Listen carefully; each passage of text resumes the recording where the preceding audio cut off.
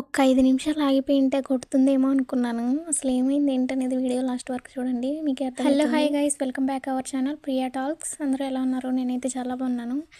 ఏంటబ్బా అన్నీ సర్దుతుంది అనుకుంటున్నారా? ఈరోజైతే పార్టీ అని చేశారనమాట మా ఇంట్లో. రంజాన్ కదా, 20 మెంబర్స్కి అయితే చేయాలని చెప్పి లాస్ట్ వీడియోలో అయితే చెప్పాను కదా. 20 కాదు, 25 మెంబర్స్ ఆర్ 30 మెంబర్స్ వచ్చారనమాట.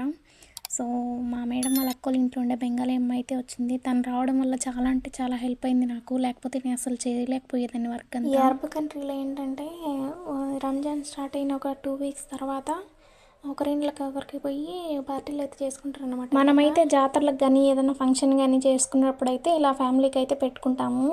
అందరూ అయితే కలిసి చేసుకుంటాం బాగా. ఇక్కడ అలా కాదనమాట.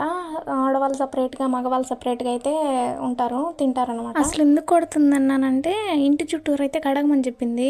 ఇంటి చుట్టూరు కడిగేసి మళ్ళీ కిటికీలతో సహా అన్ని కడగమని చెప్పింది అనమాట. సాయంత్రము ఫ్యామిలీ వస్తుంది కదా పార్టీకి అని చెప్పి కడగమనింది.